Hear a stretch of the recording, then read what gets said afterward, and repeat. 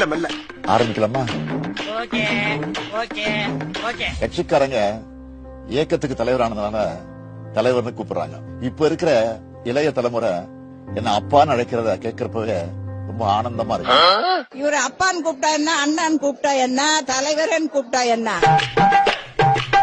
இந்த அப்பா என்ற உறவு மாறாது. நீங்களும் அப்பா தான் கூப்பிடுவீங்களா? ஆமா, நான் அப்பா டாடியும் கூப்பிடணும், டாடியும் கூப்பிடணும். அந்த சொல் என்னுடைய பொறுப்புகளை இன்னும் கூட்டி இருக்குன்னு சொல்லுவேன். அவங்க என்ன பண்றாங்கன்றதே தெரிய மாட்டேன் ஃபர்ஸ்ட். அப்புறம் எப்படி நாங்க அப்பான்னு கூப்பிடுவோம்?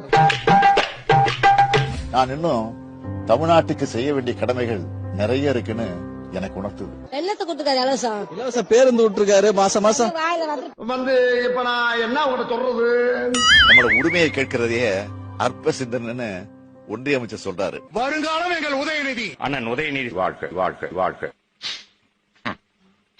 கூட்டணி கட்சிகளின் கருத்துக்களை எப்படி பாக்குறீங்க? கூட்டணி கட்சிகளின் கருத்துக்களை நான் ஆலோசனையா தான் பாக்குறேன், முரண்பாடா நினைக்கிறது இல்ல.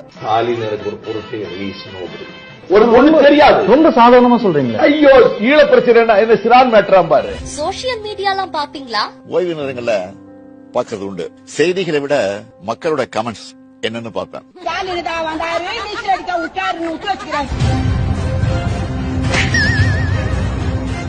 வெளி மாவட்ட பயணங்களுக்கு ஸ்டாலின் அங்கிள்